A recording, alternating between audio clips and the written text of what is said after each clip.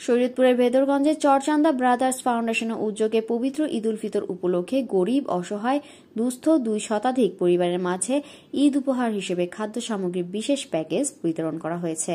শনিবার 29 মার্চ সকাল 10টায় ডিএমখালী ইউনিয়নের চরচান্দা পুরাতন বাজার বটতলা থেকে এই ঈদ সামগ্রীগুলো বিতরণ করা হয়।